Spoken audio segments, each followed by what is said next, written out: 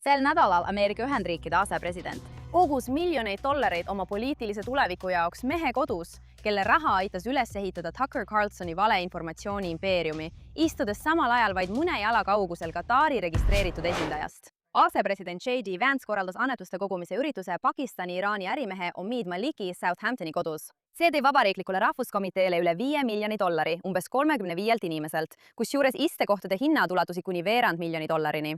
Aga see ei ole Vance'i esimene kord Maliki raha vastu võtta. Maliki korraldas Vance'ile Hamptonsis annetuste kogumise üritusega juba 2024 aastal ja Malik ei ole lihtsalt annetaja. Ta on ka ettevõtte 1789 Capital president, mille ta asutas koos Rebecca Mercery ja Chris Buskirkiga ning kuhu hiljem liitus Donald Trump Jr. Partnerina, mis juhtis ka 2023 aastal 15 miljoni dollari suurust investeeringut Tucker Carlsoni meediaettevõtte käivitamiseks. Mitte kaua pärast seda investeeringut juhtus Tucker Carlsoni saatega järgnev.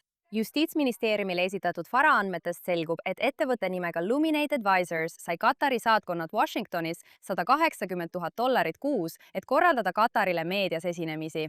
2025 aasta märtsis korraldas Luminate sõbraliku kohtumise Carlsoni ja Katari peaministri vahel. Avalduses kirjeldati selle eesmärke kui peaministri kaitsmist kriitika eest, mis puudutas tema soovi lõpetada sõda Islamivabariigiga. Intervjuu kogus mõne tunniga 6 miljonit vaatamist, kuid Carlson on väitnud, et ta pole kunagi võtnud sentigi üheltki välisriigilt. Igatahes, alates sellest investeeringust on Carlsoni platvorm järjepidevalt seisnud vastu sellele, et Iraani islamirežiimi millegi eest vastutusele võetaks ning on muutunud Iisraeli suhtes väga vaenulikuks. Ta on samuti andnud Katarile, moslemi vennaskonnale ja isegi poliitilisele islamile tervikuna soosiva kõlapinna, mida need ausalt öeldes ei vääri. Seesama mees, kes aitas rahastada Tucker Carlsoni platvormi, oli ka Vance'i tõusu taga oleva annetajate võrgustiku kaasasutaja ning samuti eraklubi kaasasutaja, mis müüb ligipääsu ülejäänud administratsioonile.